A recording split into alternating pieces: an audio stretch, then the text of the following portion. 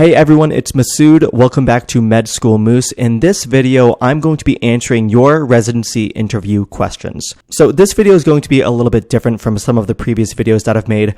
Right now, it's the beginning of November, it's 2023, and that means that residency interviews are in full swing. Fourth year medical students have submitted their applications, they're currently doing their residency interviews, and along the interview trail so far, a lot of you have sent me a lot of amazing questions, so I decided to make this video answering some of these questions. Be sure to watch until the end to get a lot of helpful tips and advice for residency interviews.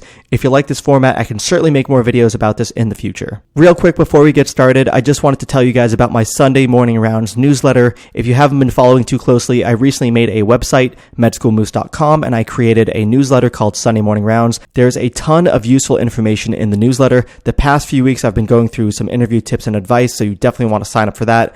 Also things like productivity hacks, and when we get closer to that time, some advice for the Match 2024 as well. Sunday Morning Rounds newsletter, there's something for everyone, really helpful resources. I'll leave the link in the description so you can sign up. So like I said, there were a lot of really awesome questions, and I'm going to get to a few of them here. One of the first questions that I got is, what is the best way to learn about a residency program before the interview? So if you're a medical student, you submitted your application, you got the residency interview invite, congratulations, that is amazing. What can you do ahead of time to learn about that program? So there's a few different things that I'd recommend. First and foremost, if you have any former schoolmates that are currently at that residency program, I would go ahead and reach out to them. They can be a fantastic resource, giving you some insider info into what that residency program is like, why they chose it, and if all of their expectations there are being met. So if you have someone, a friend that you had in medical school, or a friend of a friend, an acquaintance, I would recommend reaching out to them. They're generally pretty receptive to that kind of thing, and they can be a fantastic resource. In addition to that, there are some other external resources like the EMRA Match database. I'll leave a link for that below in the description as well. Databases like that have a lot of useful information about how big the program is, how long it's been around, how many DOs they accept, how many IMGs they accept. So if you are in one of those categories, that could be really useful for that. The EMRA Match database is the one that I used when I was applying to residency. It's still around. It's got a lot of helpful information on it. In addition to that, one of the other great ways to learn about a residency program is using that program's website. A lot of residency programs will have a website either through the hospital itself, or they'll have their own external website that has things like the current residents, past residents, the curriculum, what they do for wellness, a lot of information there. So that's usually a pretty solid place to start to understand who works there, why they work there, and what the culture of that residency program is like, going to that program website. And then one of the other final resources that you can use to learn about a residency program before the interview is talking to other students on the interview trail who have interviewed there. They may have some helpful advice about the format or how their interview day went or how they felt. So if you have someone like a classmate or a friend from another medical school that interviewed there, talk to them, pick their brain. You might get some useful information about what to know about that residency program before interview day. One of the other questions that I got is, how do I get a good feel for a program over Zoom? And this is a big thing nowadays, right? A lot of residency programs either do entirely virtual interviews or they do a hybrid of in-person and virtual interviews, usually over Zoom.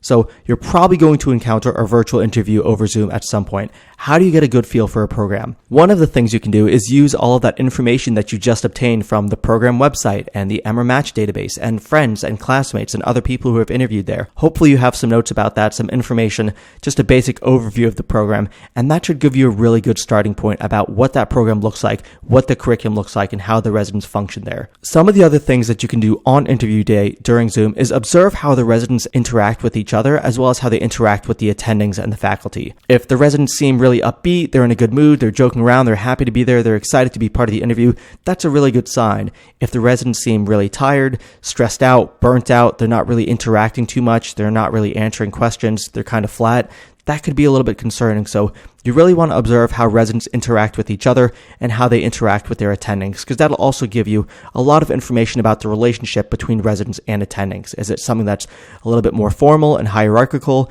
Is it something that's a little bit more laid back and everyone's kind of like a family? A lot of information that you can get from that. One of the other things that's useful for getting a feel for a program over Zoom is to have pre-formed questions about things that are important to you.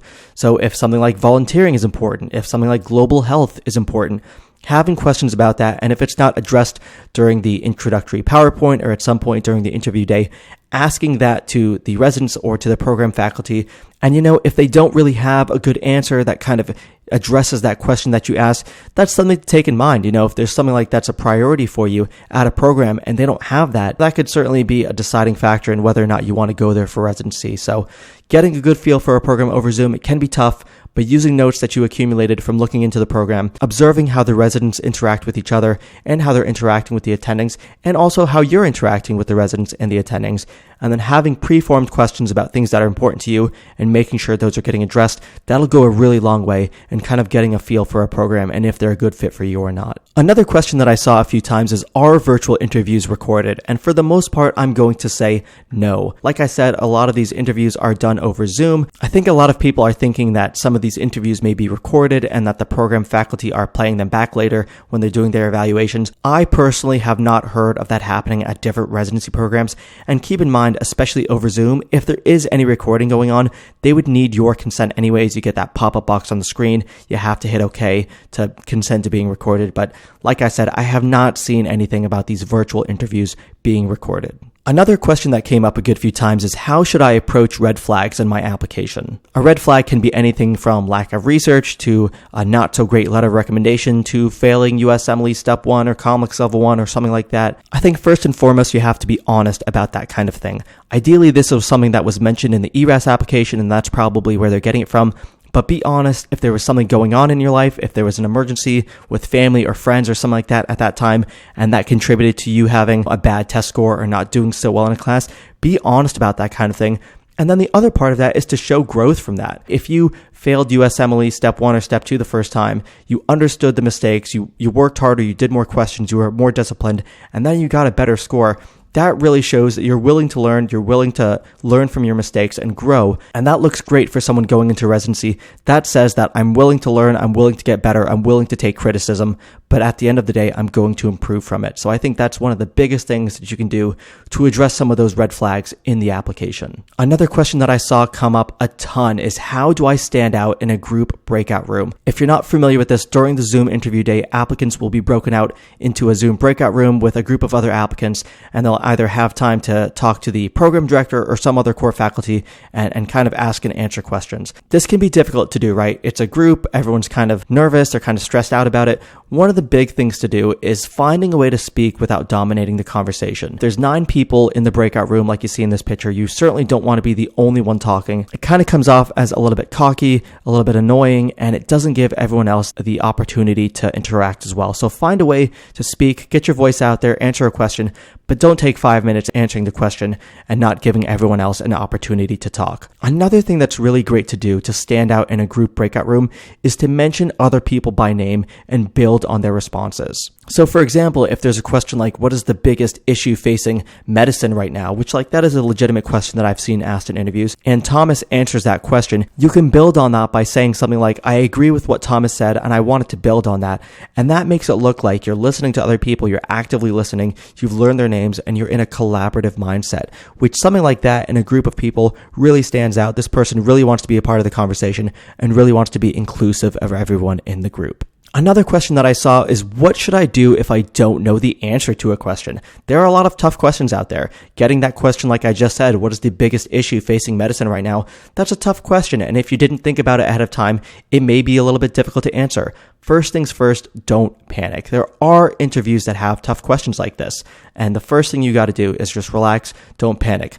Some of these questions you have to realize are meant to test your critical thinking or your compassion, or they just genuinely want your opinion. If you don't have a good answer to a question right away, it is totally okay to ask the interviewer to take a minute to think the question over. It might seem a little bit weird to do, but at the end of the day, a thought-out response is better than a rushed and disorganized one. So if you get a question that's a little bit difficult, you're not sure how to respond, don't panic. Think it through, ask the interviewer for a minute, just if you need it, and then give them a great response that'll make you memorable for them. And then the last question that I got is, how can I make a strong impression on interview day? There's a lot of different things you can do to do this, but it starts with the basics, being kind to everyone, being confident, always wearing a smile, even if you don't know what's going on, even if you don't know the answer to a question.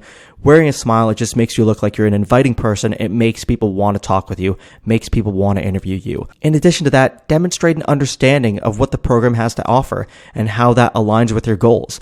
You know, if something like volunteering is really important to you and you mention that, well, I know this residency program has this volunteering initiative and I'd love to be a part of that, and I actually spoke to one of my classmates who's a resident there and told me about that, that looks like someone that's really informed. They know what they're looking for. They know what the residency program has to offer. And that's a really strong and powerful statement. So a lot of little things you can do like that. Make sure you know what you're looking for. Make sure you know what the residency program has to offer, and be kind and confident through the whole interview. That'll really make you stick out and hopefully make you shine on interview day. Guys, thank you so much for watching this video. If you got value out of this, please leave me a like, drop me a comment, let me know how you're doing. If you have additional residency interview questions, you can drop them in the comments as well. And if I get enough, I'll certainly make another video. Share this content with other people that are currently interviewing for residency as well. And be sure to subscribe to Med School Moose. Thank you for watching. I'll see you in the next one.